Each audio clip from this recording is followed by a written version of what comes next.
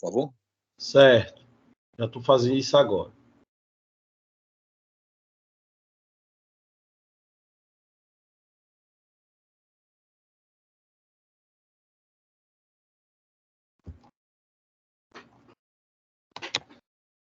Pessoal, vamos lá, né? Para a gente adiantar o nosso encontro. Pessoal, boa noite a todos e a todas. Espero que vocês estejam bem, com saúde. Hoje nós iremos para a segunda unidade, unidade 2, desse módulo, desse componente curricular Libras. Nós, semana passada, falamos sobre alguns conceitos de Libras, de linguagem, da língua portuguesa, da língua de sinais. Professor, boa noite. Só te interromper um pouquinho aqui, eu acho que você se confundiu, porque a gente está na unidade de cinesiologia e biomecânica. É sério, gente? É, professor. Poxa, estou confundindo com outra turma, né? Você está confundindo com outra turma. Gente, vai me desculpando, ó. Não, tá tranquilo. Peraí, Acontece. ou então foi que apareceu errado aqui para mim, era, né, FL. Peraí, deixa eu abrir aqui.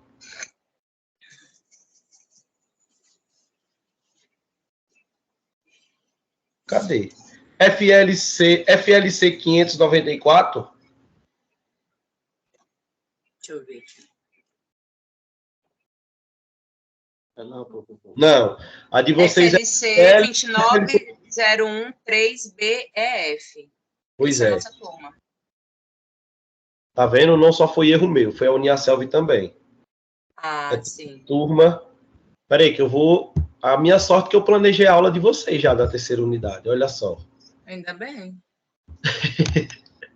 Ainda bem. Meu Deus do céu. Vamos lá. Deixa eu abrir aqui. A sorte que está planejado. Deixa eu parar a gravação.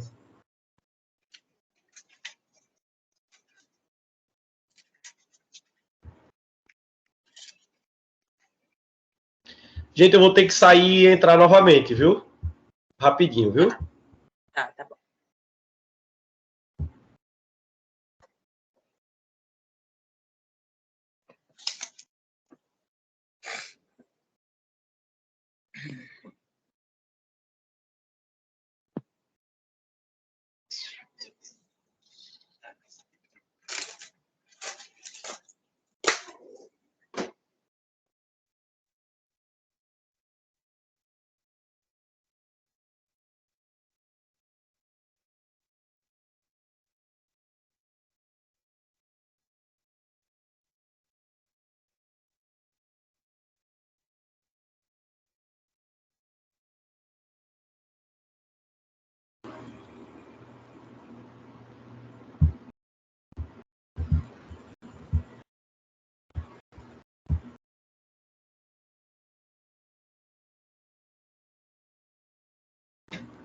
Demorou.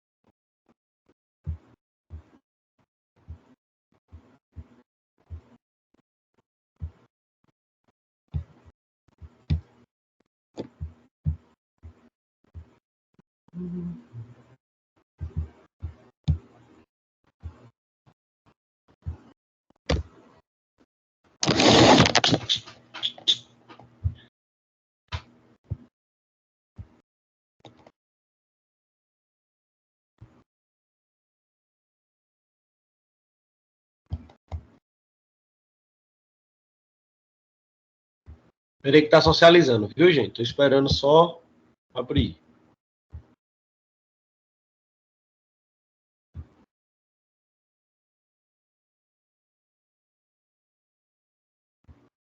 Seu hoje. 02.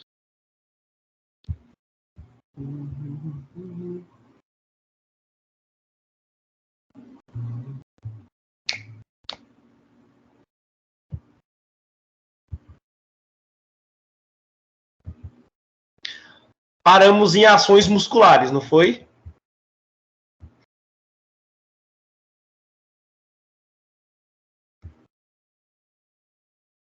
Foi aqui? Estão conseguindo me ouvir? Foi aí, professor. Foi Sim, aí. professor.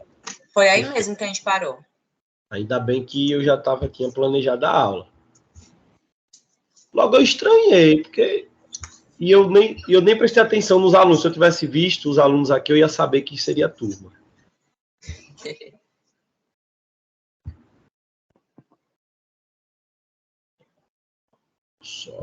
Então, pessoal, vão desculpando, né? Não só foi um equívoco meu, um equívoco aqui também da instituição, mas tudo certo. Vamos nessa. Deixa eu botar aqui para gravar novamente a aula.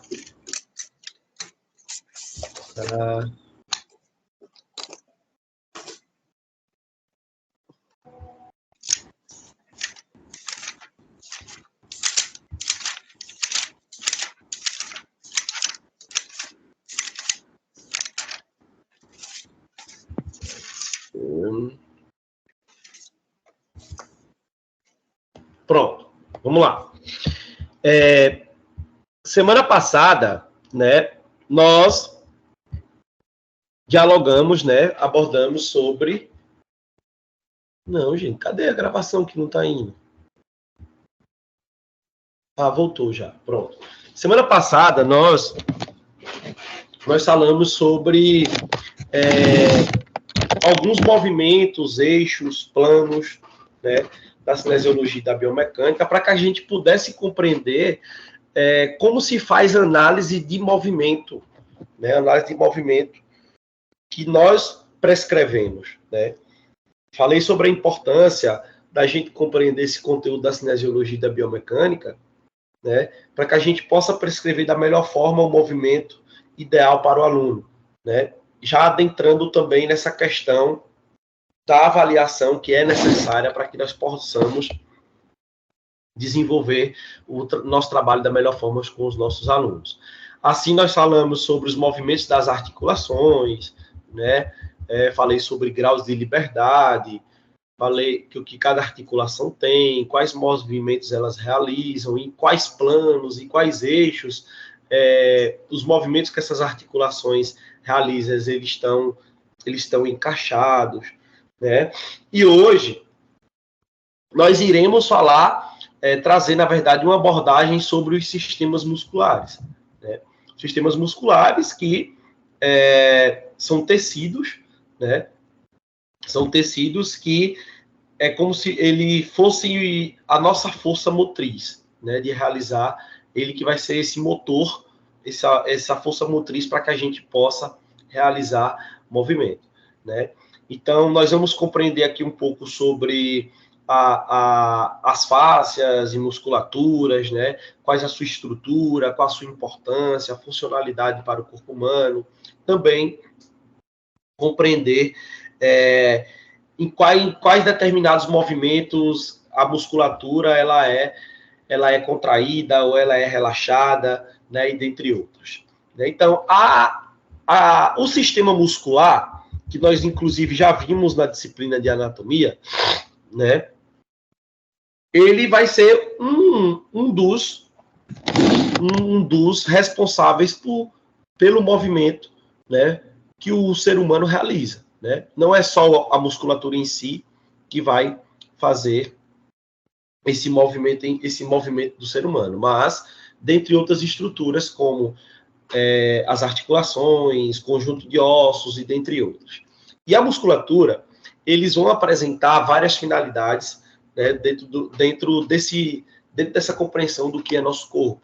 Como vocês podem ver aqui na imagem, né, nós já até vimos isso, eu nem vou aprofundar muito essa discussão, né, porque nós já vimos a diferença já em anatomia, né, do que é músculo esquelético, do que é músculo estriado esquelético, do que é músculo liso e do que é músculo estriado cardíaco. Nós temos 3 tipos de músculos, né? Nós temos o músculo esquelético,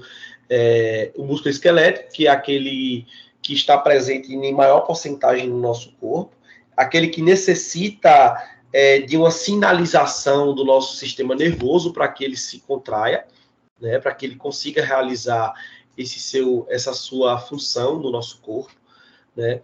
O músculo liso são musculaturas que vão estar ali presentes em alguns determinados órgãos, que eles vão ter contrações de formas involuntárias, né? A gente não precisa ter essa sinalização nervosa de pensar que você vai contrair para ele ser contraído, não, a contração dele acontece de forma involuntária, né? E nós temos o músculo cardíaco, que é aquele músculo específico do nosso coração, né, que vai ser responsável ali pelo bombeamento do nosso sangue, dentre outras funções específicas. Ou seja, o músculo também, gente, todos esses músculos, eles vão apresentar características que às vezes a gente diz que é distinta, mas eles realizam funções às vezes que são indissociáveis, né?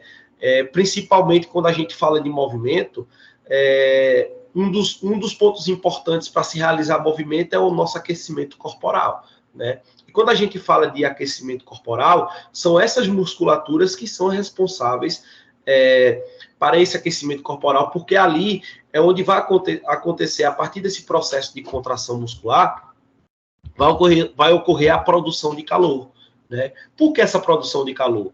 Porque tudo está relacionado aos diferentes sistemas que são responsáveis para o funcionamento do nosso corpo.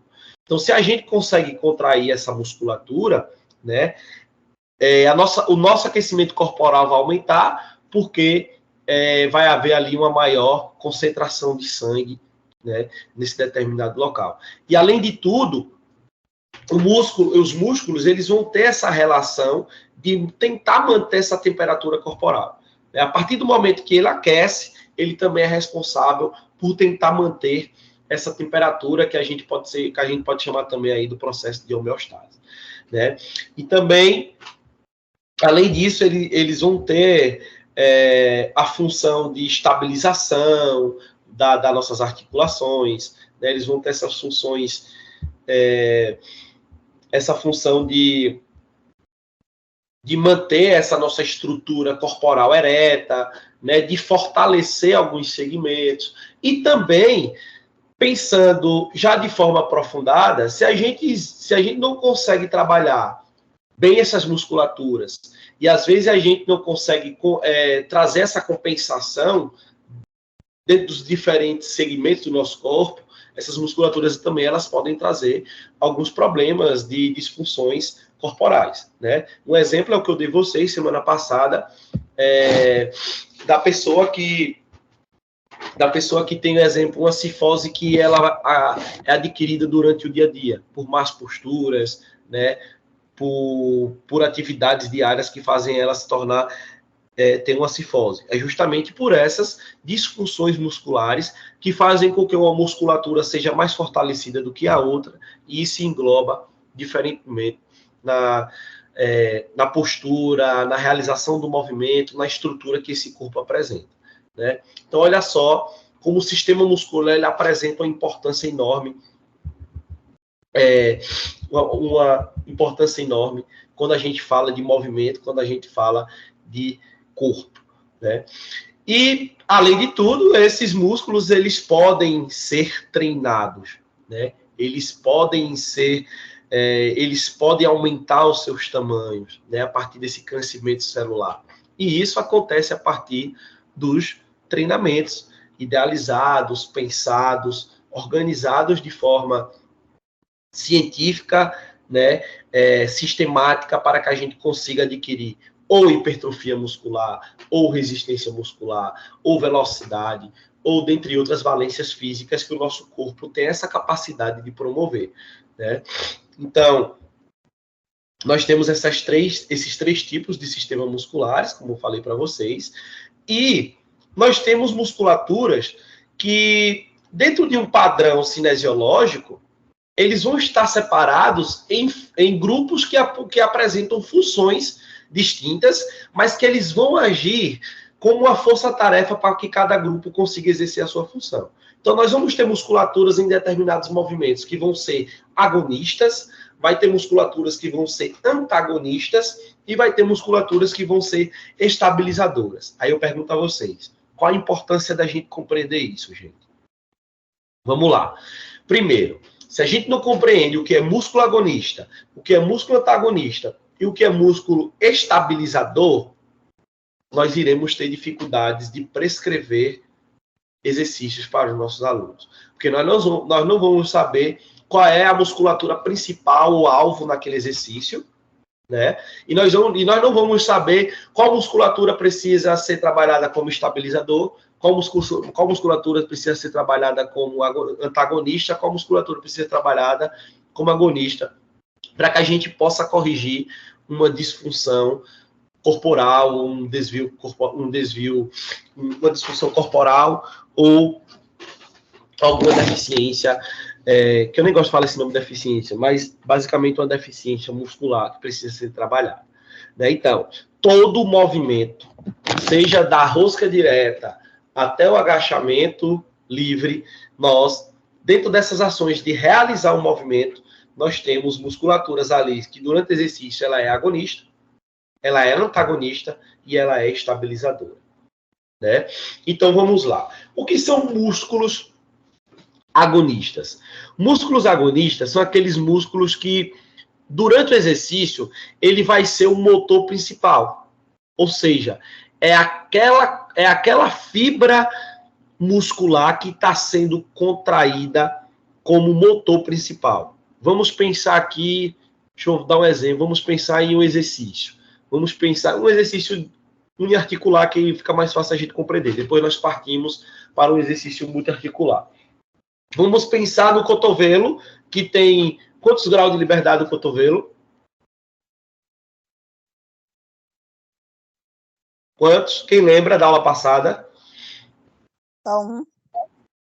Como? Só um. Apenas um. Perfeito. Tem um grau de liberdade. E quais são os movimentos que é realizado pelo cotovelo?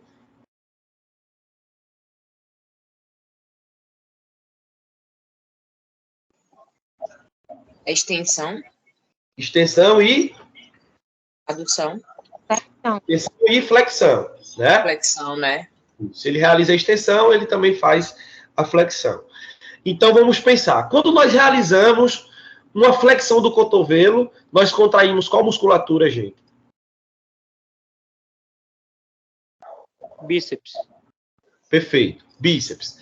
Esse bíceps, quando ele é contraído, ele é um músculo agonista ou ele é um músculo antagonista? Pensem que agonista é aquele motor principal. Então, quem está realizando essa ação motora principal? É o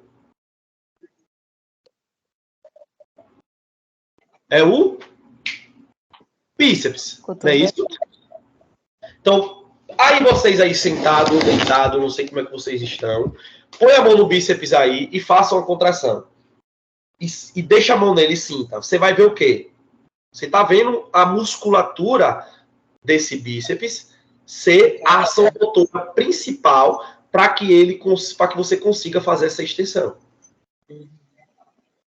Ou seja, o bíceps, ele, nesse movimento de flexão do cotovelo, ele é considerado um músculo agonista. Mas e aí, professor? Qual tipo de contração acontece quando eu faço quando esse músculo agonista ele é trabalhado? Uma contração concêntrica. O que é contração concêntrica? Vamos ver mais na frente. É só para vocês compreenderem o que é agonista e o que é antagonista. Agonista é aquele motor principal, é aquela musculatura que faz a contração concêntrica, que realiza o movimento principal que está sendo realizado, né?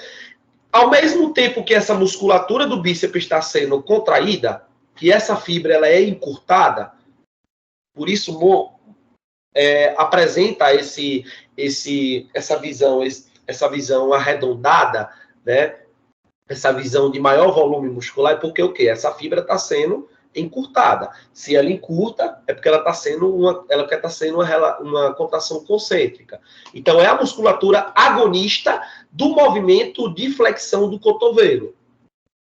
Então, na flexão de cotovelo, quando você realiza a rosca direta, seja ela unilateral, seja ela com a barra bilateral, o músculo bíceps é o músculo agonista do movimento de flexão do cotovelo. Ao mesmo tempo que o bíceps se contrai, sendo considerado um músculo agonista, põe a mão aí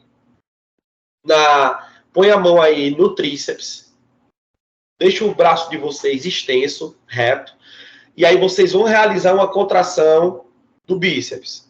Quando você faz essa flexão de cotovelo, você sente com sua mão que a sua musculatura do tríceps, ela está sendo o quê? Ela está sendo alongada. Esse alongamento significa que essa musculatura ela está sendo antagonista ao movimento. Então,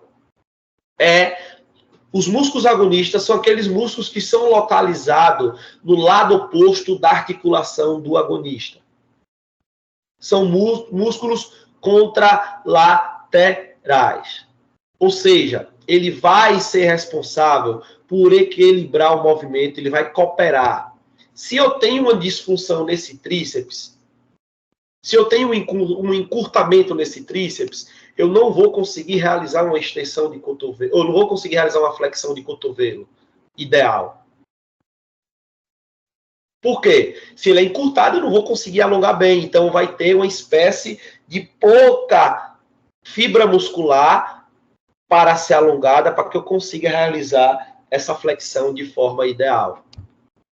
Então, olha só. Músculo agonista são aquelas musculaturas que realizam o movimento, é o motor principal que realiza a contração concêntrica. E antagonista são aquelas musculaturas que vão ser alongadas, que estão localizadas no lado oposto da articulação agonista, né? Vai ser responsável pelo esse equilíbrio do movimento. Ele vai cooperar para que o movimento do agonista consiga ser realizado. Isso acontece muito, gente. Já partindo para uma compreensão mais aprofundada, isso acontece muito em mulheres que não conseguem desenvolver glúteo, em mulheres que não conseguem desenvolver posteriores de coxa, em mulheres que não conseguem desenvolver quadríceps, porque são movimentos que, para desenvolver aquelas regiões, são multiarticulares. E se você não faz uma avaliação, que nós vimos anteriormente, nas aulas passadas, para você compreender quais são as disfunções posturais, qual musculatura ali você está vendo que é encurtada, qual musculatura ali você está vendo que precisa ser alongada, qual musculatura você precisa trabalhar como eixo principal, você não vai conseguir desenvolver os segmentos ideais ali do seu aluno. E aí você vai estar fazendo o quê? Você vai estar dando um tiro no escuro, sem saber para onde é que você está indo. Vocês estão vendo a importância da gente compreender isso? Professor? Oi. No caso, se fosse trabalhando o tríceps, seria inverso, né? Perfeito. O tríceps seria o antagonista, não é isso? Isso. Perfeito. Então, quando eu realizo flexão do cotovelo, o motor principal é bíceps, é o músculo agonista. Nessa flexão de cotovelo, meu tríceps ele é antagonista. extensão do cotovelo, quando eu realizo ali tríceps na corda, tríceps polia, toda a movimentação de extensão, que eu saio da flexão para a extensão, eu estou realizando, inverte. O tríceps se torna a ser agonista e o bíceps se torna a ser antagonista. Compreende? Professor, mesma coisa podemos dizer do peitoral, né? O peitoral seria o agonista e o antagonista seria as costas. Sim, só que nós precisamos compreender que nas costas existem várias musculaturas. Qual musculatura ali? Vai ter musculatura nas costas que durante o movimento do peitoral, uma vai ser estabilizadora e outras vão ser antagonistas. A gente precisa compreender isso. Depende do ângulo também que está sendo realizado. Aí já é uma análise cinesiológica mais aprofundada, né? Okay. Então, nesse movimento de extensão, de flexão do cotovelo, que o bíceps é antagonista, ou é agonista, o tríceps é antagonista, quem são os estabilizadores? Vamos lá, quero que vocês agora pensem aí. Quem são os estabilizadores? O cotovelo, professor? Cotovelo é articulação, vamos pensar em músculo. O antebraço, não era, professor? Perfeito. Perfeito. Essas musculaturas do antebraço, elas vão ser estabilizadoras. Ó, ela vai manter estável o movimento.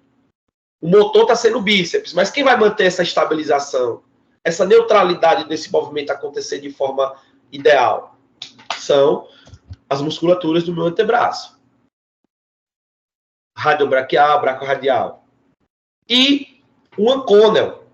O ancônel é uma musculatura que está localizada aqui na lateral, né, do nosso cotovelo, que também vai ser um grande estabilizador. Então, nós temos os músculos agonistas, os músculos antagonistas e os músculos estabilizadores.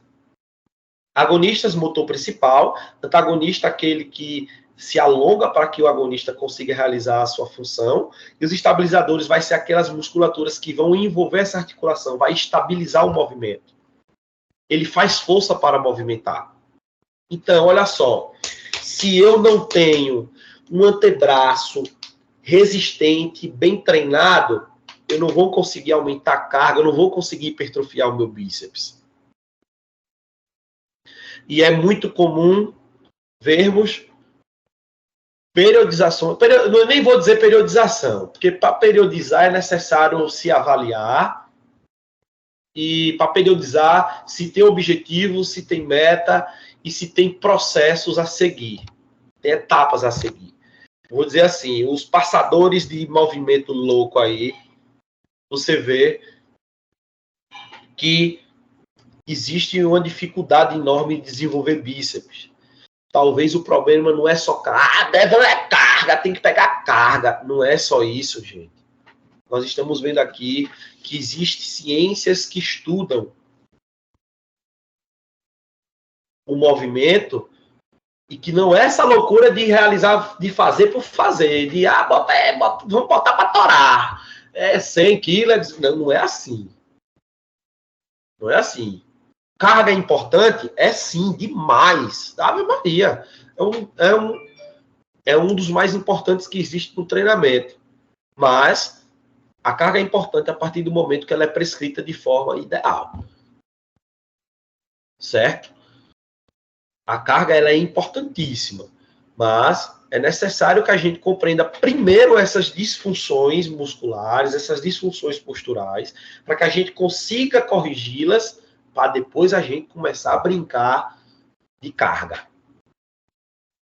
Eu não vou conseguir hipertrofiar o bíceps do meu aluno se ele não tem um antebraço forte, cara.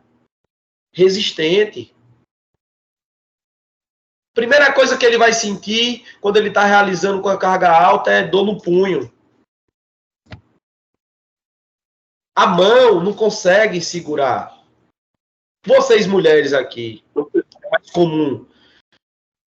Às vezes as mulheres não conseguem realizar o stiff com a carga alta, um terra com a carga alta, porque não tem resistência e fortalecimento de membros, ou de antebraço e bíceps. Consegue realizar, a posterior está lá bonitinha, realizando o movimento. Consegue pegar 100 quilos, mas não tem estabilização da pegada. Aí, o que fadiga primeiro é o antebraço, não é nem a posterior que está sendo lá, que está realizando o movimento, que está realizando o movimento concêntrico, que é o principal motor. Então, pensar o movimento, analisar cinesiologicamente e biomecanicamente o movimento, é pensar em todas essas estruturas. A mulher que chega para você e diz que não quer treinar membro superior, pelo amor de Deus, você já não treina comigo. Já não é minha aluna. Ou você faz o que eu mando, ou você não faz. Ou então você procura outro profissional. Você não está aqui para fazer o que você quer. Você está aqui para fazer o que eu mando. Então, é pensar nessas estruturas, né? E isso influencia, porque se a minha aluna, no stiff, eu vejo que a posterior dela está conseguindo, aquela carga está baixa já.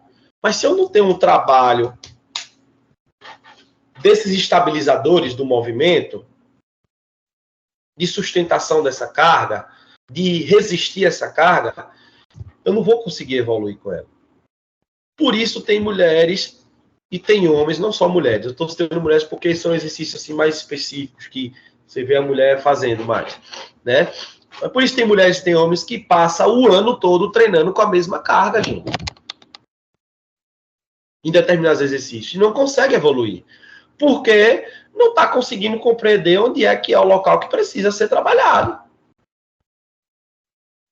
Professor, mas é até interessante você citar bastante as mulheres, porque, infelizmente, uma grande maioria, uma grande parte, elas não gostam de treinar superiores. Né? A gente vê muito dentro das academias que a maioria das mulheres elas não gostam de treinar superior. E elas não entendem, não têm essa compreensão, né? De que para elas estarem a inferior, né? Trabalhar bastante perna, quadríceps, posterior, precisa ter, sim, uma força no superior para poder estar progredindo carga. Perfeito. E sabe por que as mulheres têm essa compreensão, gente? Porque o problema não é nelas. O problema é na gente profissional. E o problema é cultural, de que todo mundo sabe de treinamento. A partir do momento que você, enquanto profissional, compreende o que você tem que fazer e que é aquilo, e você tem essa atitude que eu falei, ou você faz o que eu mando, ou você procura outro profissional. Todos vão compreender. Sabe por que elas querem treinar só inferior? Porque chega na academia e encontra um cara que não estudou porra nenhuma, me desculpe o linguajar, mas é porque às vezes isso é muito comum e eu super discordo. O cara que não estudou porra nenhuma, não sabe nunca nem ouviu falar o nome cinesiologia, nunca nem ouviu falar o nome biomecânica, acha que porque ele tem 1000 anos lá dentro da academia, levantando carga que nem jegue, que nem cavalo, ele sabe de tudo e deixa isso acontecer. Se torna uma negligência nossa. Então, a gente precisa mudar essa postura. A gente precisa mudar essas estratégias e começar a falar com os nossos alunos. Os alunos, não é que você vai falar tecnicamente, mas você precisa dizer, importante, você precisa treinar isso, precisa explicar. Porque a partir do dia que você explicar que precisa fazer isso e aquilo para que a gente consiga alcançar determinada coisa, a gente vai mudando esse conceito. E se não quiser fazer, beijo, tchau, você não vai se prejudicar enquanto profissional pelo gosto dos outros. Você não vai. Né? Primeiro, por quê? Se você deixa isso acontecer, você não vai gerar resultado. Se você não gera resultado, aquele mesmo que você deu liberdade de fazer o que ele queria, ele vai lhe queimar. Vai falar para a pessoa, não, presta não aquele profissional, não. Né? Não presta. Então, a gente precisa mudar essas nossas ações profissionais. Ou é, ou não é. Ou você faz, então, não. Beijo. Professor? Pode falar. É assim, eu tenho um colega meu e eu sempre expliquei para ele, macho, não faça assim, tu tá pegando muito peso e tu tá fazendo, por exemplo, um atalho, né? Você tá fazendo um atalho que é você puxa o corpo todinho e não tá fazendo o movimento certo. Falei, tu não tá fazendo o movimento certo, faz o movimento certo. Série roubada. E aí, ele, não, mas tu não sabe de nada, não. Isso aí tem que fazer com esses pesos mesmo. Mas tu não precisa fazer isso, não. Mano. Tu vai acabar se lesionando. Aí ainda chama a gente de ruim ainda, que não sabe de nada. Aí eu falei, não, pois tu faça do jeito que você faz. Mas ele é seu aluno? Não, né? Não, é aluno meu, não. É um colega meu que treina, sabe? Então deixa ele lá, deixa ele se bagaçar pra lá. Você tá falando, ele não quer aprender, deixa pra lá. Não é sua responsabilidade. A gente avisa. Ó, faça assim, não, pô, vamos por aqui. Porque assim, a série roubada ela é uma estratégia de treinamento também, né? Série roubadas ela é uma estratégia de treinamento. Mas, para níveis avançados, para atletas, né, para quem tem uma maturidade muscular muito alta. Não é que a série roubada seja... Aí já é para quem sabe roubar mesmo, né? Isso, é já para quem sabe roubar. Já para quem é profissional nos roubos aí do treinamento. Inclusive... Não, e ainda me chamou de frango ainda. Porque eu não sou de ficar pegando muito peso, sabe? Eu pego um peso que eu consigo executar. Aí, não, mas que tu é franco, tu pega só 40 quilos, eu tenho que pegar tudinho. Pô, pega, mano. Eu não vou me lascar, não. Se você quiser se lascar, se lasque. Deixa ele lá nas ideias dele. Então, as séries roubadas, elas justamente acontecem em pessoas que são um nível, vamos dizer assim, avançado de treinamento, né? Ela é uma estratégia de treino. E utilizada em algumas etapas da preparação. Não é sempre. Porque existe um grande risco de lesão. E acontece quando essas musculaturas aqui, ó, agonista, antagonista, estabilizadores, os neutralizadores e os cinesistas estão todos bem estruturadinhos. Porque não adianta eu fazer uma série roubada e eu não ter o meu neutralizador como exemplo, o meu sistema de core fortalecido, eu vou me lesionar. Porque se eu não tenho um core fortalecido, resistente, eu vou realizar movimentos indesejados. Então vamos pensar aqui, o que são músculos neutralizadores?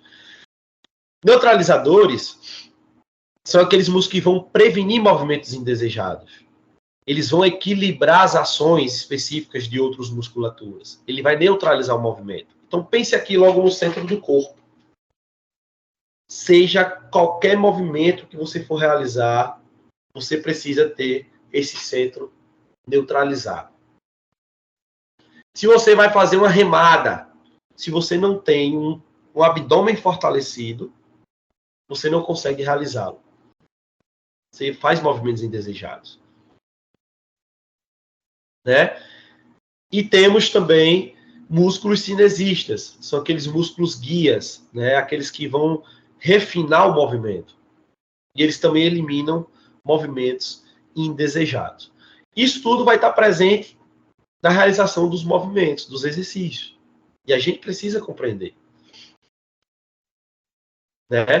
Então, as ações dessas musculaturas, pessoal, as ações dessas musculaturas, que pode ser elas agonistas, antagonistas, estabilizadoras, neutralizadores cinesistas, elas geram forças musculares e aí a gente consegue classificá-las em contrações, em alguns tipos de contrações.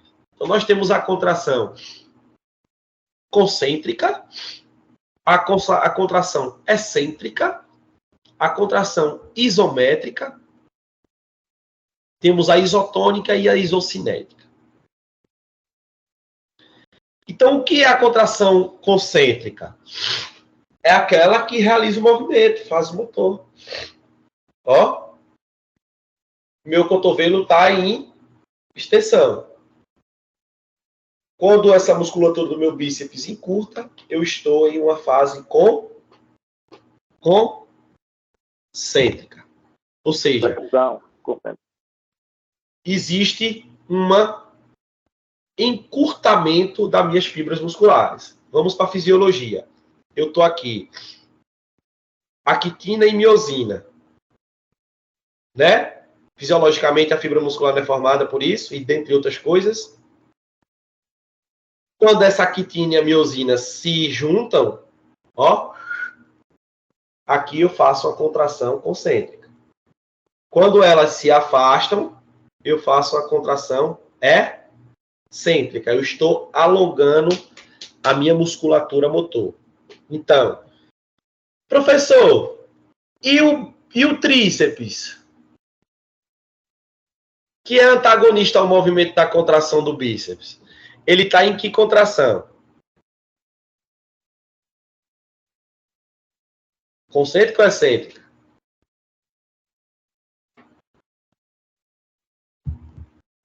E aí? Excêntrica? Ele vai fazer uma leve contração excêntrica quando a concêntrica do bíceps acontecer. Mas por que ele não vai ser uma concêntrica e uma excêntrica totalmente? Porque a carga não está sendo movimentada a partir dele. Ele só permite que o movimento aconteça. Mas, a partir do momento que eu faço uma leve mudança de movimento, saio de uma supinação e vou para uma pronação e jogo essa carga para baixo, aí sim meu tríceps vai fazer. Ao movimento de extensão, ele realiza uma contração concêntrica. E esse movimento de flexão do cotovelo, ele faz uma excêntrica. E a isométrica? A contração isométrica. Quem sabe me falar o que é ela? Sei que vocês utilizam muito aí no treinamento. Isométrica, né, aquela contração aonde o aluno ele fica no ponto crítico do exercício. Ele fica no ponto crítico do exercício. No caso, se for um aluno estiver no leg, em vez de ele parar em cima com a perna estirada, ele segura embaixo na isometria. É isso ou estou errado? Você está certo nele segurar a carga, mas não necessariamente precisa ser no ponto crítico, que a gente fala no ponto de maior torque, né? Não necessariamente seja no ponto de maior torque de força. É quando ele promove essa contração muscular e ele produz uma força ali sem mudar o seu comprimento da musculatura. Então, a contração isométrica ela pode acontecer em vários graus. Vamos pensar no leg press que nosso colega deu exemplo. Ele pode fazer uma contração isométrica lá em 30 graus, ele pode fazer ela em 90, ele pode fazer ela em 45. Depende. Isso vai ser a estratégia que o treinador vai passar. Mas ela é caracterizada por uma contração que vamos pensar no bíceps, que você realiza o movimento e para. Ó, estou parado sustentando uma carga. Esse meu movimento de parar a ação da minha articulação, eu não consigo mudar o comprimento da minha fibra muscular. Ela se mantém. Compreende? Compreende, gente? Sim. Sim, professor, sim. Pronto. Como utilizar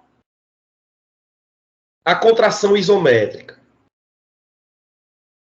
É uma estratégia bastante importante que você pode utilizar para a gente conseguir aumentar a resistência muscular em determinadas musculaturas. Ah, agora eu vou fazer isometria em tudo. Não, não é assim. Às vezes a isometria, em determinados momentos, ela pode atrapalhar a hipertrofia muscular. Né? Mas tem momentos que ela pode auxiliar na hipertrofia muscular. Então você tem que saber quando, onde e a hora certa de saber utilizar ela. Ponto zero seria uma, professor? Oi? Ponto zero? Ponto zero é uma estratégia, né? Justamente foi desenvolvida por Sardinha.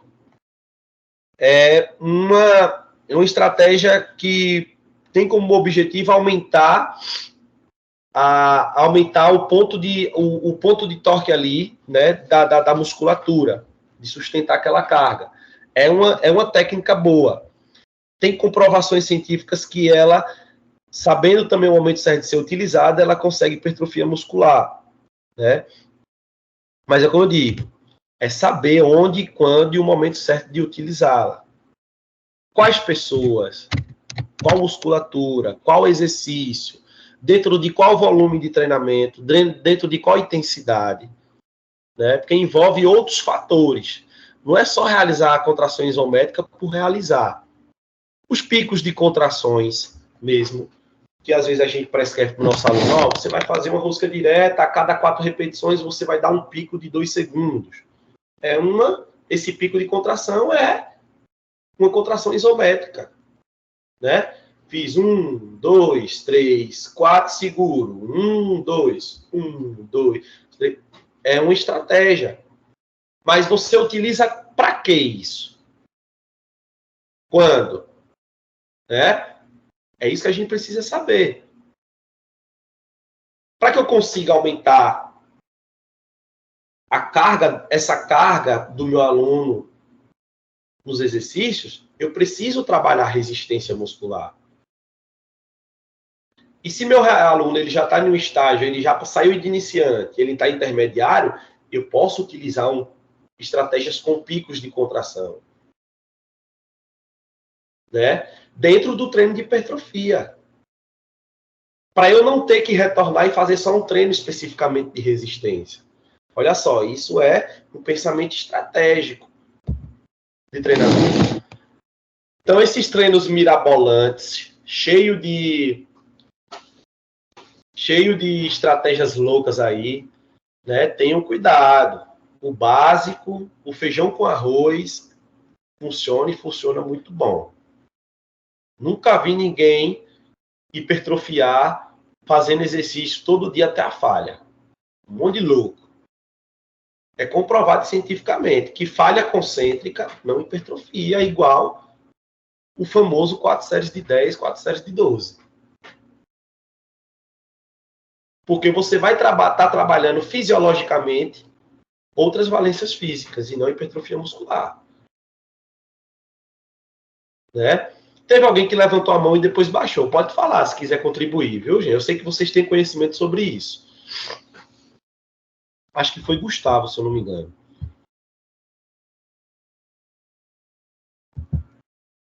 Foi Gustavo?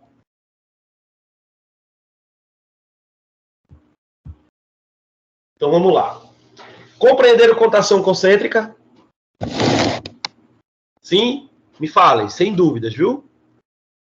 A excêntrica conseguiram compreender? E a isométrica também, né? Então, olha só. Revisando, contração concêntrica, ela promove uma tensão no músculo no encurtamento e o músculo gera essa força para resistir à ação, né? A excêntrica, ela vai ser uma tensão reduzida para controlar a diminuição da resistência. E essas musculaturas, elas realizam diversas finalidades funcionais essenciais no gerenciamento dos movimentos da nossa vida diária e no controle da postura ereta, interferindo diretamente nas capacidades práticas de cada ser humano. Então, os músculos, durante essas ações cinesiológicas, né, eles são separados em grupos de funções distintas e agem como uma força-tarefa em cada grupo que exerce sua função. Aquelas que eu expliquei para vocês. Então, olha aqui alguns mapas das musculaturas de tanto músculo que é empregado no nosso corpo. Pra vocês terem ideia. É músculo demais, gente. É músculo demais. E nós precisamos saber basicamente todos aí. E como eles são influenciados no nosso corpo. Vocês sabiam a quantidade de músculos que tem no nosso corpo? Vocês têm ideia, basicamente?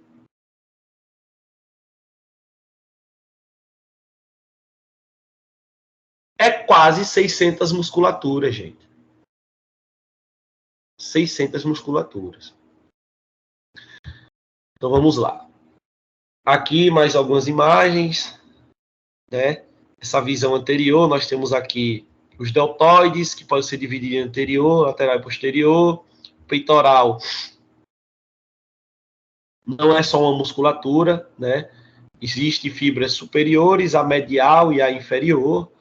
Existem movimentos específicos que trabalham essa fibra superior, fibra medial e fibra inferior, né?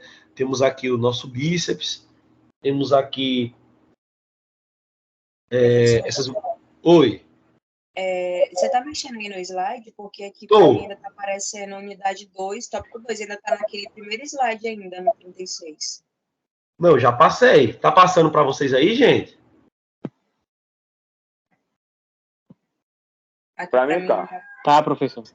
Talvez seja a sua internet, não? Não, eu não sei se é alguma configuração. Ah, tá. Desculpa, professor, foi aqui mesmo comigo, desculpa. Pode continuar. Então, olha só. Essas são algumas musculaturas, trouxe essa imagem, que são, vamos dizer assim, não que as outras não sejam importantes, mas essa é uma das principais, né, que são contraídas, né, são alongadas durante a realização de movimentos, né. Vocês podem ver aqui, ó, nessa visão posterior, trapézio superior, trapézio inferior, né, os deltoides posteriores. Aqui nós temos a costa, o tanto de músculo que tem na costa. Redondo maior, redondo menor, o infraespinhal, né, os romboides, né, a grande dorso, a dorsal, né. Nós temos aqui os eretores da coluna. Nós temos aqui o quadrado lombar, falado pelo, acho que foi nosso amigo João Brito na aula passada, que lembrou bem dele, né, e ele não está aqui, ele, nessa imagem não especificou, mas ele fica localizado basicamente aqui, ó. Fica localizado basicamente aqui, né. Temos aqui os glúteos, né, glúteo médio, glúteo máximo, glúteo mínimo, adutor magno, né, tensor da face lata, bíceps femoral, que são somos aqui os semitendinoso, semimembranoso e bíceps femoral, né? Temos aqui, nessa visão posterior também, nós temos o sóleo, né? A panturrilha, que são os gastrocnêmios. Temos aqui nessa visão anterior, o peitoral pode ser maior, menor e medial, né? Temos aqui os nossos abdômenes, os retos, os infra, os oblíquos. Temos o serrátil, o bíceps, né? Temos aqui os adutores, os quadríceps formados por vasto lateral, vasto medial, o sartório que passa aqui cortando, né? Temos o grácil também, temos o tibial anterior. Então, olha o tanto de musculatura que nós temos presentes no nosso corpo, que são um dos principais de realização dessa força motriz, né? E que a gente precisa compreendê-los, eles dentro dos exercícios que nós iremos prescrever, né? Então, por isso é importante estudar cinesiologia biomecânica. E aí, nós vamos para as ações musculares, né? Dessas musculaturas. Vamos tentar compreendê-las aqui de forma bem específica, né? Então, o esternocleidomastoideo, né, que ele fica localizado onde? Fica localizado aqui, próximo, né, no nosso peitoral superior aí. Ele vai ser responsável por quê? Por realizar essa flexão da nossa cabeça e pescoço, né, para os dois lados. O lado direito com rotação, lado esquerdo também, né, essa flexão lateral, tanto do lado direito quanto esquerdo, e também essa rotação direita e flexão lateral esquerda. Os esplênios. Esplênios, eles vão realizar essa extensão da cabeça, ó. Vai estender, né, a cabeça, o pescoço. Vai fazer também, vai auxiliar nessa rotação do lado direito e esquerdo do nosso pescoço, dentre outros. Os sacroespinhais, espinhal, iliocostal e o longuíssimo. Eles vão realizar o quê? Essa flexão e extensão lateral da nossa coluna vertebral, né? Vão auxiliar nesse movimento. O reto abdominal, os oblíquos externos do abdômen, o interno do abdômen, vai realizar quais movimentos? Eles vão ser importantes ali para a flexão lombar, tanto para a direita quanto para a esquerda, né? E o quadrado lombar, falado pelo nosso colega, ele vai ser um dos maiores estabilizadores da pelve, né, da coluna lombar. Por isso, na maioria dos movimentos que existe essa flexão de quadril, extensão de quadril, existe essa lateralização do corpo para o lado direito e para o lado esquerdo. Se você não tiver um quadrado lombar fortalecido, você vai sentir desconforto nele. Porque ele é um estabilizador do movimento. Olha só, ele é um dos estabilizadores da pelve. Eu conheço, já tive alunos que não conseguia desenvolver o movimento de elevação pélvica do paraglúteo por falta de fortalecimento dessa musculatura do quadrado lombar. Uma pequena falta de fortalecimento e resistência dessa musculatura fazia com que ela não conseguisse progredir em carga para a elevação pélvica. E a elevação pélvica é um movimento de impulsão. Só se trabalha com cargas altas. Né? Você trabalha com carga baixa ali quando o aluno é iniciante, que você vai ensinar o movimento, aquela consciência corporal, tal. Mas, quando o aluno já está no treinamento específico para hipertrofia, é um movimento que precisa ter carga, bastante carga. Então, movimento de impulsão, explosão. Né? E se o seu aluno não consegue progredir carga ali, existe alguma coisa errada. Ou o quadrado lombar dele não está sendo bem estabilizado, ou ele existe algum encurtamento de posterior de coxa, né? Ou ele existe um encurtamento de glúteo mínimo. Então, é necessário que a gente consiga começar a pensar estrategicamente o que pode ser feito ali para melhorar tal exercício, para melhorar tal segmento corporal dos nossos alunos, né?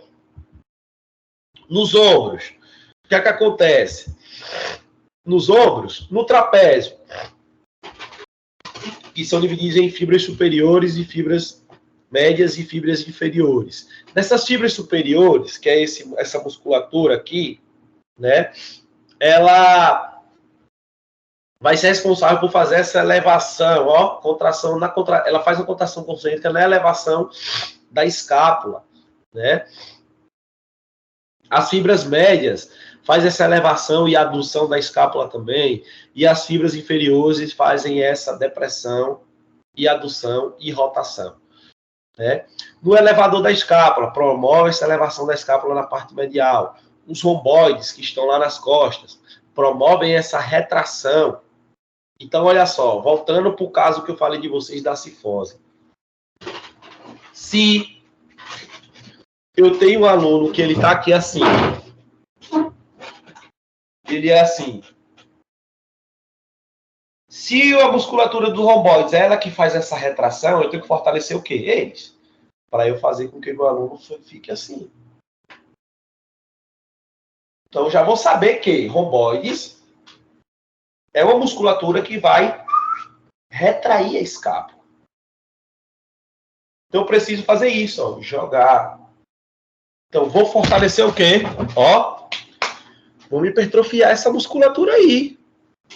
Qual o movimento que hipertrofia romboides? Quem sabe me dizer?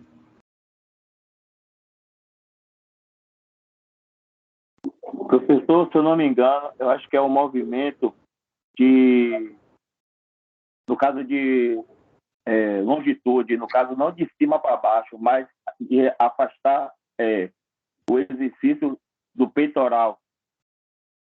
As remadas. Simples. Puxando as baixas, né? Oi? Remadas baixas, né? Puxando baixo. Remadas. As remadas. Bota o cara para remar. Ó. Bota ele para remar. Ó o movimento. Bota o cara para remar. Você precisa fortalecer o romboide dele. Né? Então, já sabe o exercício que vai passar pro cara. A prioridade são as remadas. O cara tá com lancifose, você vai ficar passando puxada, entupiu o treino dele de puxada? Você vai estar... Pode ser remada cavalinho, por exemplo, né? Pode. Aí vai depender do tipo de cifose, vai depender do tipo, da especificidade do seu aluno. Aí você vai estruturar. A ordem ideal, quais exercícios, qual precisa ter mais volume, qual precisa ter menos. Né? Serrate anterior vai realizar o quê? A protração e a rotação superior da escápula. Então, olha só. Onde é que se trabalha a serrate anterior? Nas remadas unilateral pode ser também? Pega, mas... não puxado assim, alto, né? mas as puxadas, pega. Seu nome? Pode falar. Se eu não me engano, tem alguns exercícios de peito que trabalha bastante o ferrate. Sim. Mas um bom exercício para serrate anterior, gente, é o pudal. O pudal, ó, que vem daqui, ó. Ó, é um bom exercício para serrate anterior. Peitoral menor. Promove a protração, rotação inferior e a depressão da escápula. Olha só, eu falei para vocês. Lembra que eu falei da minha especificidade que eu tinha o quê? Um encurtamento do peitoral menor. Se eu tenho um encurtamento peitoral menor, por isso eu tenho essa protração. Olha só, cara. Você já compreende em ver. Eu tenho essa protração. Meu peitoral menor, que ele fica bem abaixo aqui, ele é bem interno, né? Ele é encurtado. Para eu ter essa postura hoje aqui, eu tive que fazer muito trabalho de alongamento dele. Bota o cara lá, rapaz, Ai, meu Deus do céu, esqueci até o nome. Crucifixo. Bota o cara lá no espaldar. Pra que ter um espaldar na academia? O povo fica se enganchando no espaldar, brincando de sobe e desce. Não sabe nem para que presta aquilo.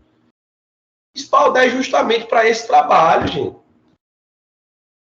É importante igual qualquer outro exercício, igual qualquer outro equipamento ali que tem carga. Vai alongar o cara no espaldar. Pede para ele alongar peitoral menor, engancha o braço dele por cá, joga esse corpo dele para frente. alonga essa musculatura antes do treino bastante. Ah, professor, eu vi que alongar antes do treino lesiona. Pelo amor de Deus. Dessa situação não. Essa musculatura precisa ser alongada para ser trabalhada bem. É o primeiro trabalho que tem que se fazer. E pode ser alongado durante o treino. O pullover também, ele trabalha bastante o ferrátil, não é não? Também. Então, é pensar estrategicamente. Vocês estão vendo que prescrever treino não é de qualquer jeito. Os deltóides, que tem as fibras anteriores, no movimento eles auxiliam no movimento de quê? De abdução, né? Adução, flexão, ou seja, elevação lateral, frontal, né? As fibras posteriores, abdução, adução, extensão e rotação externa. E pode ser também importante para essa retração. Tem que se trabalhar um pouco. Os músculos do manguito rotador. O que é isso?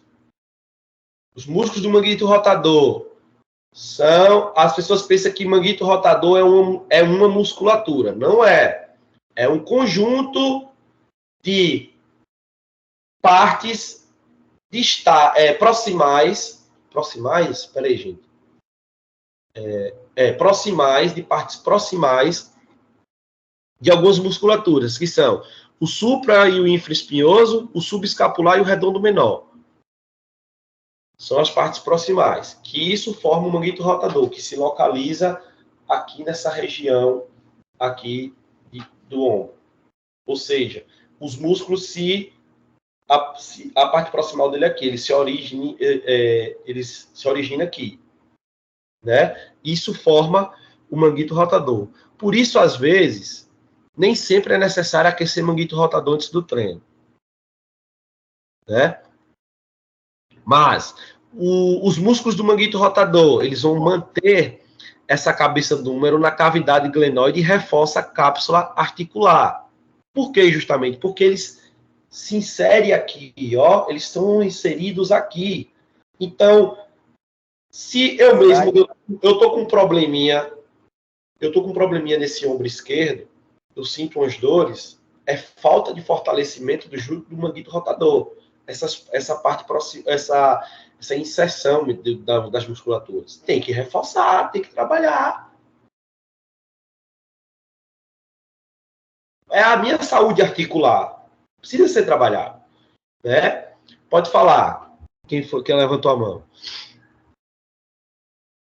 Não, professor, desculpe aí, não é nada demais, não. Acabei sem querer aqui, mas essa aula vai estar gravada, professor?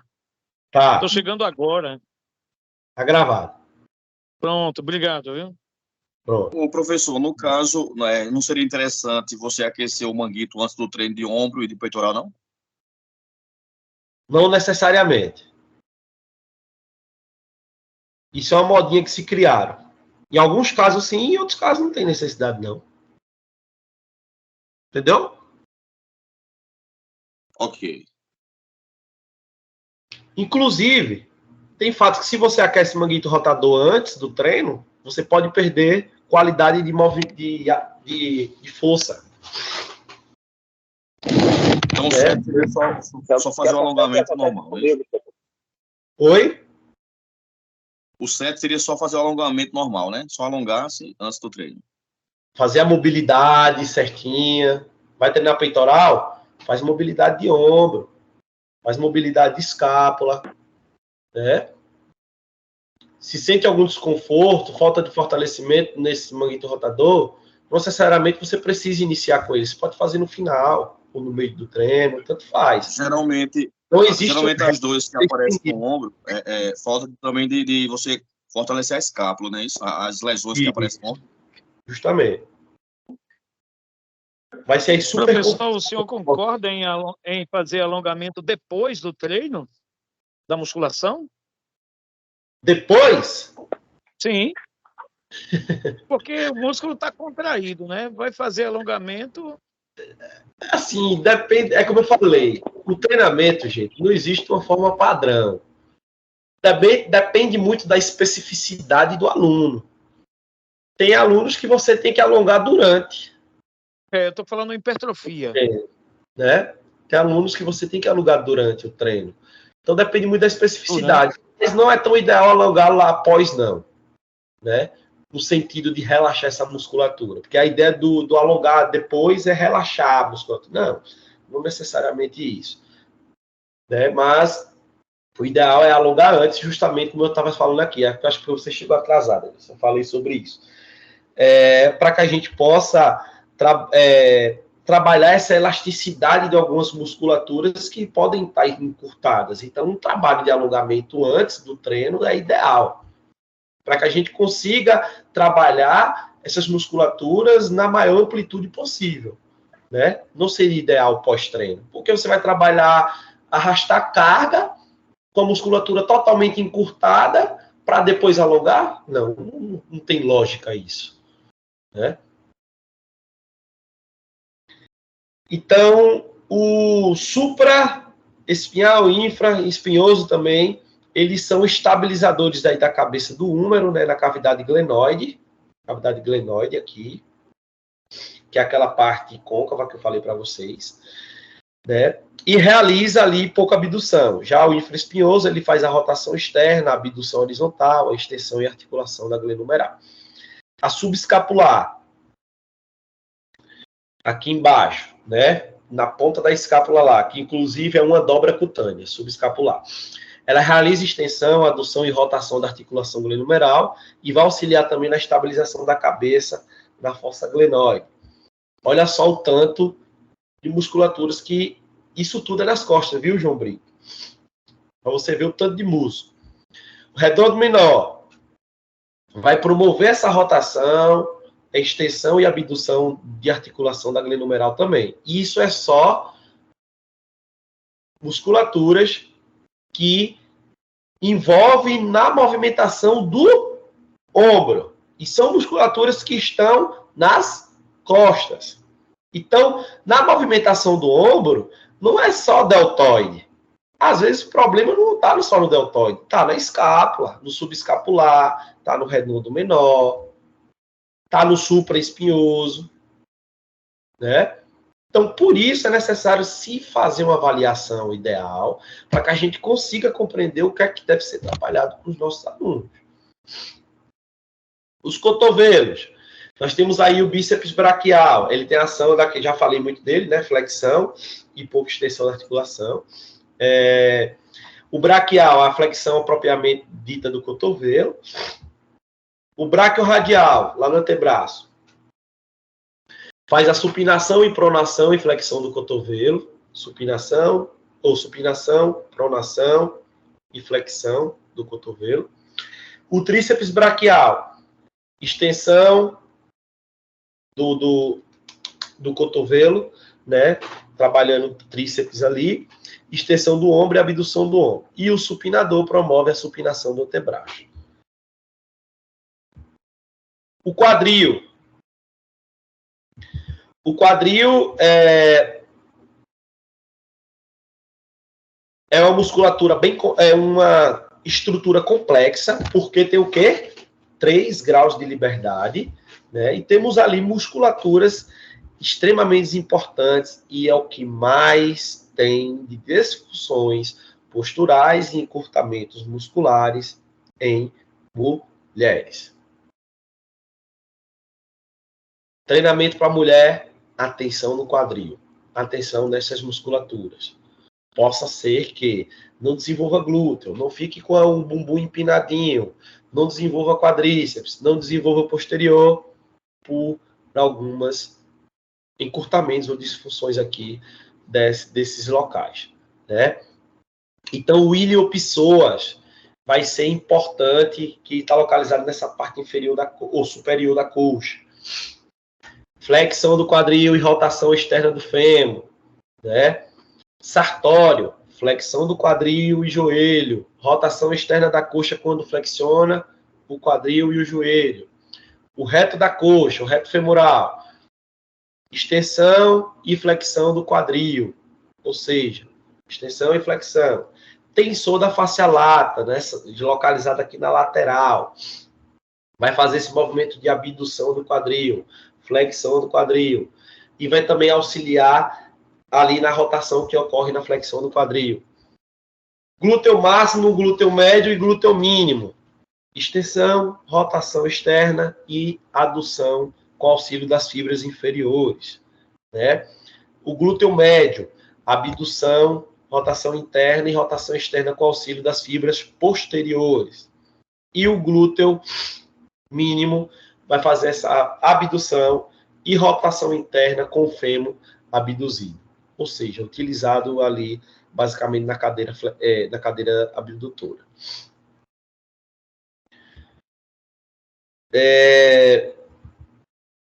O joelho. Joelho nós temos vasto lateral, vasto intermédio, vasto medial, né? Nós podemos botar aqui o reto femoral também, para ficar mais completo, que forma aí o quadríceps, e vai estar relacionado a essa extensão do joelho, tanto o vasto lateral, quanto o vasto medial, quanto o vasto intermédio. Todos eles vão realizar essa extensão do joelho junto também com o reto femoral.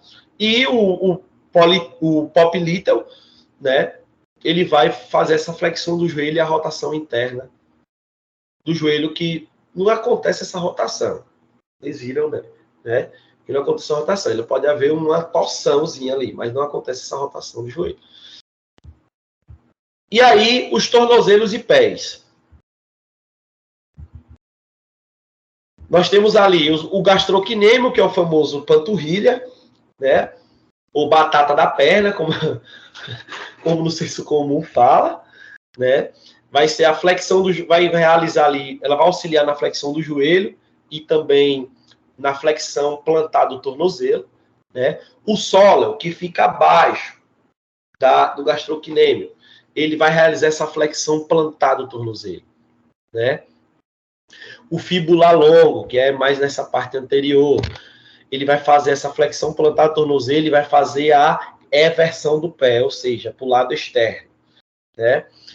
O extensor longo dos dedos já está ali nos pés, né?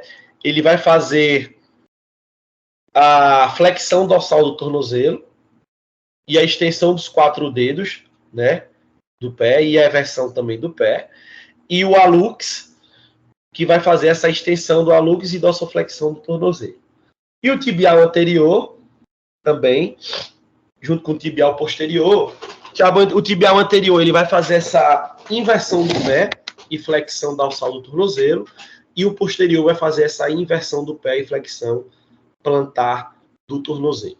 Aqui agora nós vamos fazer uma análise cinesiológica do agachamento,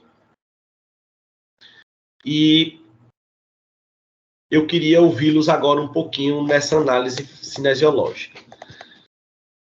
Vamos pensar aqui. Pensem nessa imagem, olhem essa imagem.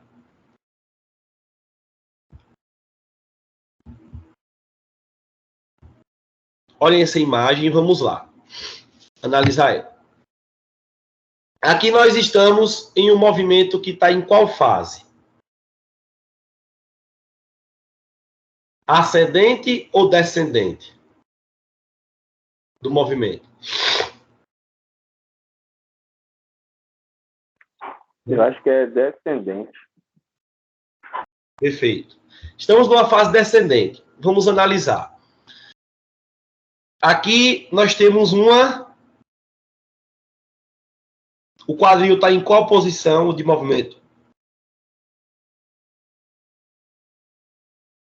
Aqui, ó, o quadril, aqui, ó. Ele está em qual posição de movimento? Qual movimento ele está sendo realizado? Uma flexão, né?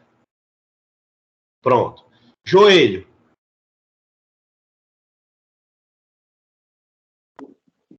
Flexão. Também, né? Flexão. Flexão do joelho, perfeito. E todo o tornozelo tá neutro? Sim, né? Sim. Tá neutro? Sim, tornozelo tá neutro. Tá não. Abduzido. Ele tá em uma leve dorsoflexão. Olha só, vamos analisar aqui, ó. Ah, sim. Ó. Correto. Jogou para fora, né? Analisem a ponta do joelho e puxem uma linha para a ponta do pé. Você vê que o joelho ele tá na mesma direção da ponta do pé, ó. Tá vendo? Então significa que o tornozelo do indivíduo faz uma leve dorsoflexão. Por isso é importante isso ser analisado. Eu estou trazendo essa imagem para vocês que não tem no livro. Tem algumas coisas lá que às vezes até desnecessárias, a gente não vai conseguir compreender assim de imediato, mas eu trago porque isso eu vejo que faz mais parte da realidade de vocês. É importante que a gente consiga notar essa função, esse movimento que é realizado, para que a gente possa saber o que é que tem que ser feito.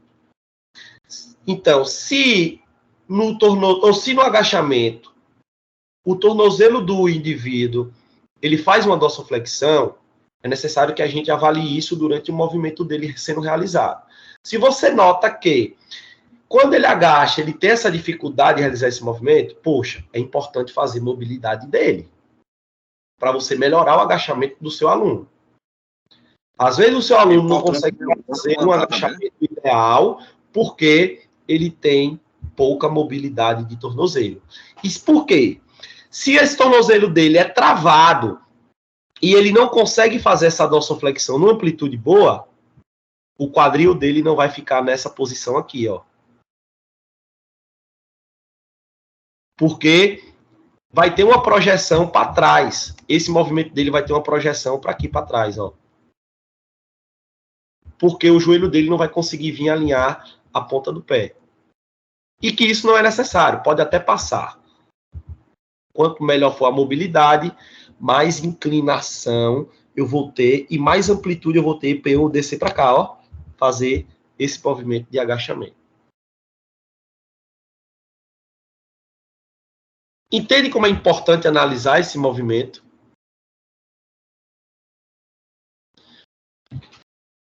A fase descendente aqui. E na fase ascendente, o que é que acontece quando ela faz esse movimento subindo?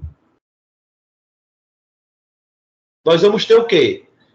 O tornozelo vai voltar, né, ao seu ponto, vai fazer uma flexão plantar.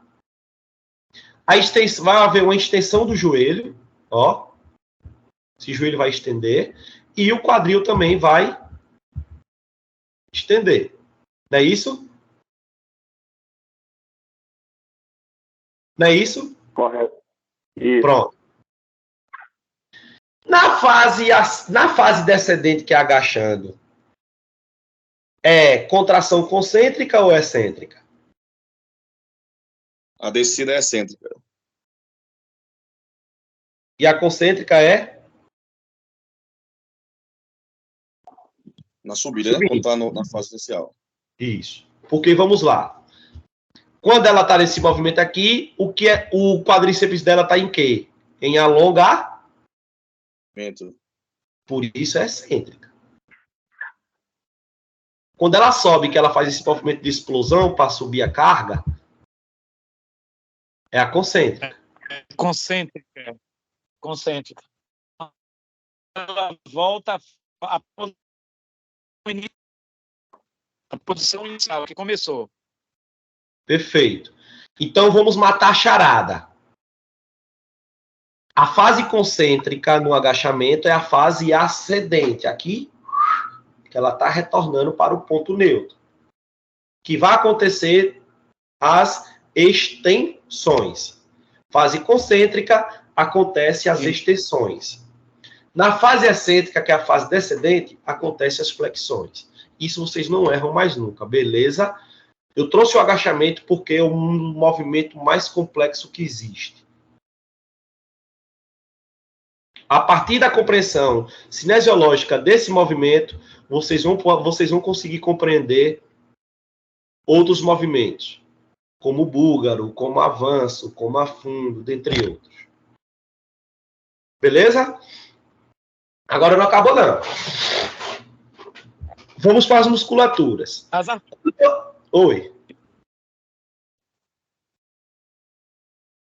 Eu ia falar das articulações que são envolvidas. Já falamos. Joelho, tornozelo, quadril. Falamos. Flexão do quadril, flexão do joelho, dorsoflexão. Agora nós vamos falar das musculaturas. Certo. Quando eu realizo essa fase excêntrica, descendente, que acontece flexão de quadril, flexão de joelho e dorsoflexão do tornozelo, quais musculaturas estão sendo trabalhadas? Qual é a agonista e qual é a antagonista? Aí a agonista é quadríceps e antagonista é posterior. Na fase descendente?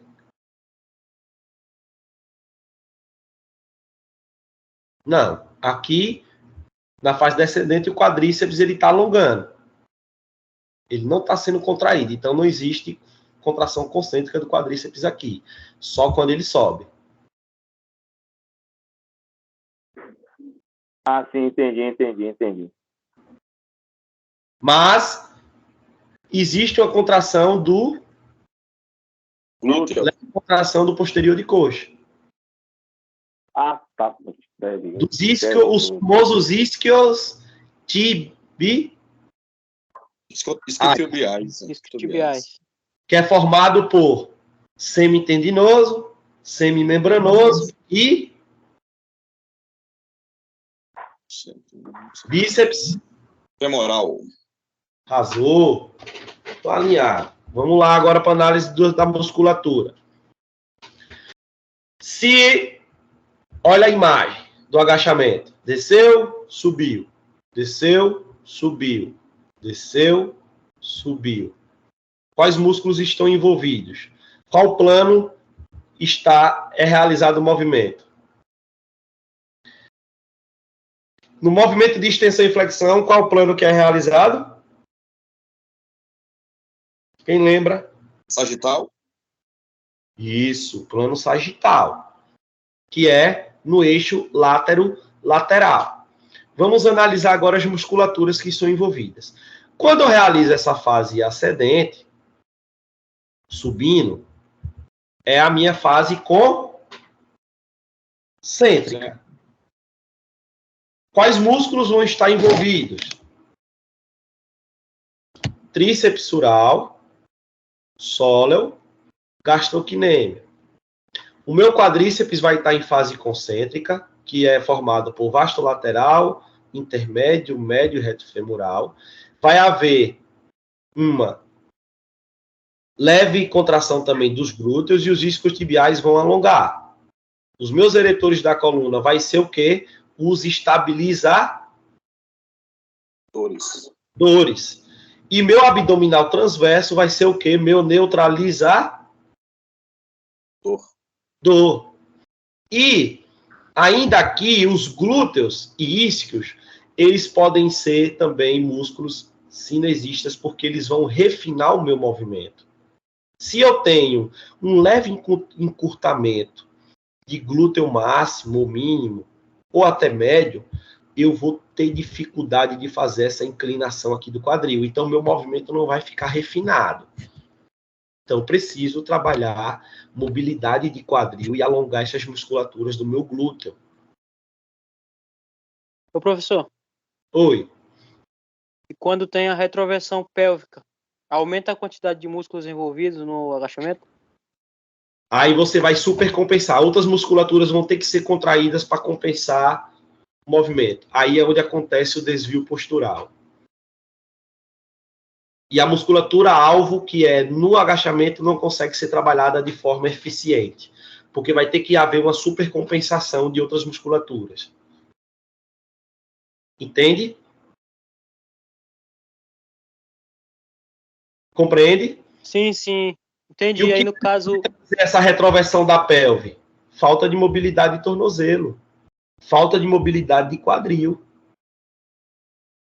Se meu tornozelo não consegue fazer essa dorsoflexão, que nem o cara tá fazendo aqui, ó, o joelho vem até a ponta do pé, vai haver uma retroversão da pelve, ela vai entrar supercompensando essa falta de mobilidade aqui. E quando eu faço essa retroversão da pelve, eu utilizo os meus eretores da coluna a se contrair, ele não vai se estabilizar tanto, ele perde essa função de estabilizar e começa a fazer uma contração concêntrica. Meu quadrado lombar grita logo, oi, oi, oi, oi, não aguento, me ajuda. Aí puxa outra musculatura, me ajuda aqui, me ajuda cá. E aí vai ter um complô de musculaturas fazendo contrações indevidas. E você não consegue hipertrofiar, não consegue melhorar o padrão de movimento e ainda existe grandes riscos de desenvolver lesões durante a execução do movimento de forma... Então agora eu entendi. Então, no caso, o mais adequado seria mesmo até 90 graus, né? Não necessariamente. O cara, se ele conseguir agachar até o calcanhar, perfeito. Se ele consegue agachar até o calcanhar e não tem retroversão da pelve, tá ideal. É muito específico de cada um. Eu mesmo consigo agachar até o talo sem ter retroversão da pelve. Vai ter aluno que não. Se ele retrovém até 90, você precisa melhorar essa mobilidade dele. Para que ele consiga agachar mais que 90. Mas não, menos, na verdade. Né? Entende? Tranquilo? Valeu, professor. Pessoal, agora eu vou abrir... Oi? A necessidade de contrair o glúteo no agachamento. Na subida? Na fase ascendente? Contrair o glúteo no agachamento. Não. Primeiro, se você contrair o glúteo, você vai ter que fazer uma hiperextensão do quadril. Né? Se você está com a carga alta, risco de falta de equilíbrio. Se você... Objetivo de hipertrofia, menos tensão muscular. Você descansa muito lá em cima. Qual é a necessidade de contrair o glúteo? Você tem que contrair core para ele estabilizar o movimento. Entendi. Que é o que ninguém faz. Agacha com core é todo frouxo, velho. Né? Então, ó, manobra de bracing. Já ouviram falar? Bracing precisa estar contraído. Faz a manobra de bracing, estabiliza o seu abdômen transverso e agacha até o talo. E força, respira e joga a carga para cima. Nada de chegar lá em cima e ficar com a bundinha jogando, empurrando. Não tem necessidade disso. Isso é vício de padrão de movimento. Pensamos estrategicamente. Hipertrofia muscular. Precisamos ter o quê? Tensão muscular. Se eu subo completamente e faço uma hiperextensão do quadril, descanso, corro risco de falta de equilíbrio e ainda de lesão, dependendo da carga que eu estou. Então, qual é a necessidade de contrair o glúteo? Nenhuma. O glúteo deixa para contrair na elevação pélvica. Deixa para contrair lá no glúteo polia. Tem movimentos para contrair ele. Por que eu vou ter que contrair no agachamento se o meu objetivo no agachamento é trabalhar quadríceps posteriores e glúteo também, só que numa fase excêntrica, não em uma fase concêntrica. O glúteo é trabalhado idealmente no agachamento na fase excêntrica, não na fase concêntrica. Por quê? Porque eu tenho exercícios isolados de glúteo para trabalhar ele na fase concêntrica. Um deles é elevação pélvica, um deles é gluteopolia, né? E por aí vai. Mais alguma dúvida?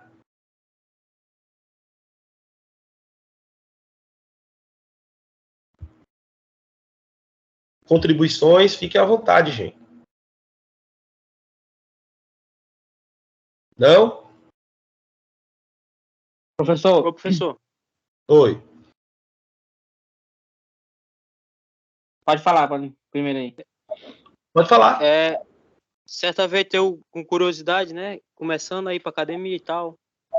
Aí eu cheguei lá pra fazer um agachamento. Aí eu perguntei pro cara se tava fazendo certo, né? Ele disse, ó, tu coloca o máximo a bunda pra trás e joga o peso todo em cima do teu calcanhar que tá certo o movimento. Não necessariamente isso. Não necessariamente isso. Eu fiz isso aí, eu fiquei com as costas doendo. Até hoje eu tenho medo de fazer Gente, esse olha exercício. só. Cada um tem um padrão de movimento. O padrão, quando eu falo padrão de movimento, não significa que todo mundo tem que realizar o movimento do mesmo jeito. Não. Porque cada corpo se movimenta de uma forma diferente. Mas a gente objetiva que se alcance determinado padrão, né? E dentro dos parâmetros ideais, pensando em evitar lesões, né? Então, o que você tem que analisar no agachamento? Primeiro, estabilização do tripé, que é o tripé calcanhar e dedão e midinho, né? Deve estar firmes no chão. Uma leve rotação externa dos seus pés, para que você consiga manter o alinhamento do seu joelho na hora que agacha relacionado a esse tripé, né? Porque se você agacha e você mantém o joelho voltados para dentro, você corre risco de lesão de menisco. Se você bota ele demais o pé reto e ele apontados para fora, risco também de lesão. Então, o joelho deve estar alinhado à ponta do pé. Primeiro passo. Tem pessoas que quando agacha, fecha, né? Faz esse movimento de adução quando vai levantar, porque não tem força. Ou a carga está alta, diminui a carga, ensina o padrão de movimento, cara. Né? O quadril ir para frente ou não vai depender da sua mobilidade, gente, de tornozelo e de quadril. Vai ter pessoas que vão agachar com a coluna mais reta um pouquinho, vai ter pessoas que vão agachar com a coluna um pouquinho mais inclinada. Por quê? Porque tem pessoas que vai fazer uma flexão de quadril melhor, outras não vai conseguir fazer. Aí é onde entra o nosso trabalho. Segura a barra, firme, nada de cotovelo de avião, parecendo uma galinha, batendo as asas, não. Ó, travado. Cotovelo em direção à parte lateral. Travadinho, fechadinho. Estabiliza a carga. E agacha. Quem treina só, aconselho filmar. Filma o movimento, você mesmo analisa. Façam isso. Amanhã no treino de perna, grandão, já filma o movimento e vê o que é que pode melhorar. Vão fazendo isso com vocês, para depois vocês começarem a fazer com os alunos. Bate certo, eu fiz isso. Eu entrei no curso de Educação Física, eu não sabia nem o que era um halter e nem que era uma anilha, para ser sincero. Nunca tinha entrado em nenhuma academia. Então, essa experiência, façam com vocês. Depois vocês vão, analisem o movimento de vocês, vejam direitinho, depois vocês vão passando, vendo como avaliar melhor, como melhorar, e vai passando para os alunos de vocês. Certo? Tranquilo?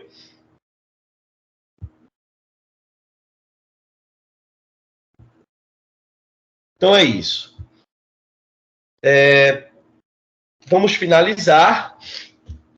Desejo a vocês uma boa noite, um bom descanso. Vou socializar esse slide lá no grupo, me mandem.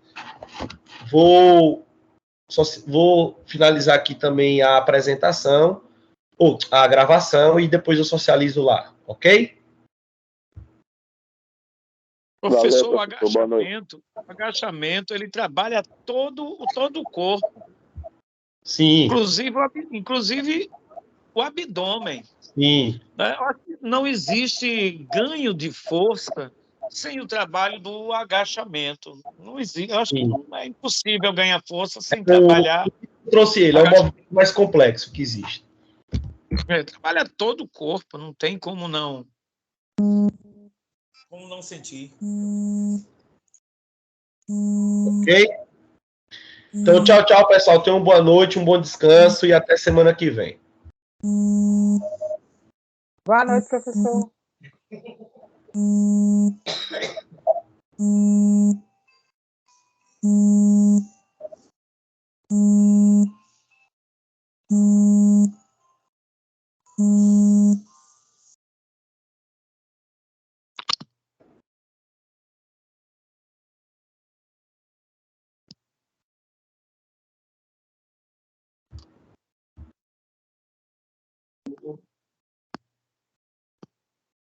A aula hoje terminou mais rápido, foi? Passou rápido demais, mano.